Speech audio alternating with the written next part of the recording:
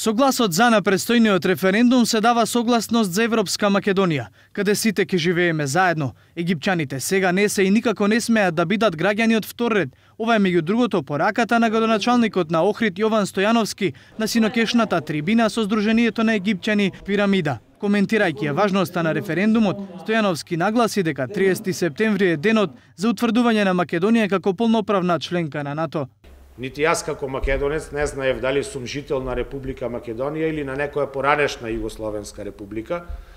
Нити јас знаев дали припаѓам на Европа или на европските држави, на заедницата на европските држави.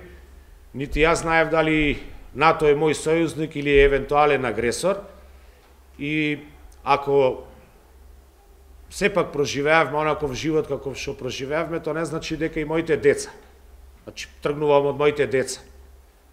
А моите деца живеат заедно и со вашите деца, или со овие деца кои што се тука присутни, ќе живеат јасно и гласно во одредена асоциација во која што ние исконски припаѓаме. Затоа мислам дека е недвојбено.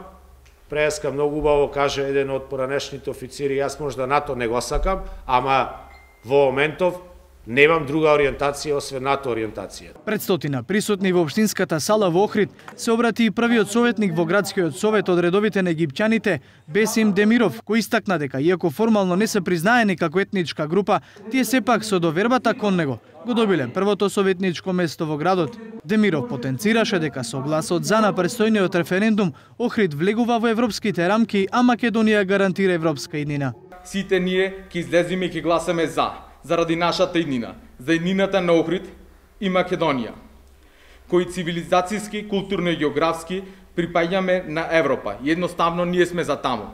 Тој исто така потенцираше дека египчаните секогаш застанувале на правилната страна и дека откако се во градскиот совет веќе имаат остварено бројни вработувања. Ние последните години реализиравме над 30 вработувања на египќани во општина, во јавните предпријатија и останатите институции. Јавно ви кажавме дека ќе имаме советник и го имаме. И да знаете дека секогаш ќе го имаме, бидејќи успеавме да го стекнеме тоа право, а стекнатото право никој не може да го одземе. Пратеничката во собранието Жаклина Лазареска пред египчаните порача дека Преспанскиот договор е горчливо прашање за сите, но дека отвора можност за европски пазар, образование и европско право. 250 пати поголем пазар се отвара за продажба на наши производи, за проток на производи. Со тоа се зголемува можност за зголемување на економската моќ и стабилност на државата, за поголеми демократски процеси кои што треба да настануваат, за најразлични, ајде да кажам, бенефиции кои што ги очекуваат граѓаните, а тоа се пред се европско образование, европско здравство, европска економија, европско право, она што ние како граѓани го дефинираме за услови за квалитетен живот.